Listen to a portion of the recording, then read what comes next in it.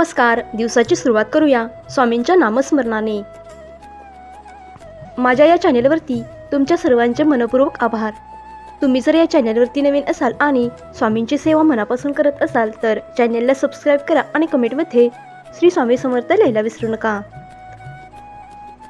स्वामींच्या कृपेने तुमच्या सर्व इच्छा मनोकामना पूर्ण व्हाव्यात ही स्वामीचरणी प्रार्थना करते आणि आजच्या या नवीन व्हिडिओला सुरुवात करूया.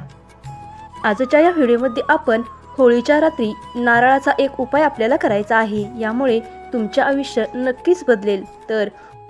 तर होळीच्या दिवशी नारळाचा असा कोणता उपाय आपल्याला करायचा आहे हे आजच्या या व्हिडिओमध्ये आपण पाहणार आहोत. चला तर मग आजच्या या नवीन व्हिडिओला सुरुवात करूया.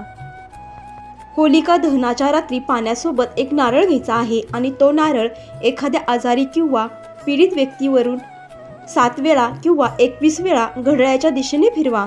नंतर होलिका अग्नीत टाकून तिच्या भोवती 7 वेळा फिरावे. असे केल्याने सर्व प्रकारचे रोग आणि दोष दूर होतात. होलिका दहनाच्या दिवशी एक नारळ घेऊन तो फोडावा व त्यानंतर त्यात साखर आणि तूप भरावे. यानंतर सर्व सदस्यांच्या डोक्यावर हा नारळ ठेवून तो होलिका दहनाच्या अग्नीत अर्पण करावा. नारळ अर्पण केल्यानंतर त्याच्या भोवती 11 वेळा प्रदक्षिणा घालाव्यात आणि हात जोडून प्रार्थना करा. असे केल्याने देवी लक्ष्मी प्रसन्न होते, त्यामुळे आर्थिक अडचणी दूर होतात.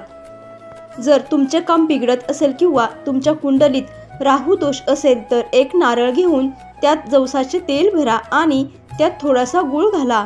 यानंतर जळत्या होलिकेत हा नारळ टाकावा. असे केल्याने तुमची सर्व कामे यशस्वी होतात. होलिका दहनाच्या रात्री कुटुंबात जेवढे सदस्य असतील तेवढे सुके खोबरे घेऊन अग्नीत अर्पण करावे.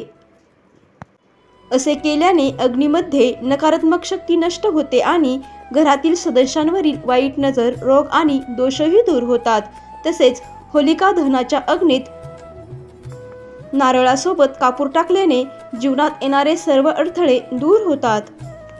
हा छोटासा आणि माहितीपूर्ण व्हिडिओ तुम्हाला आवडला असेल तर व्हिडिओला एक लाईक नक्की करा आणि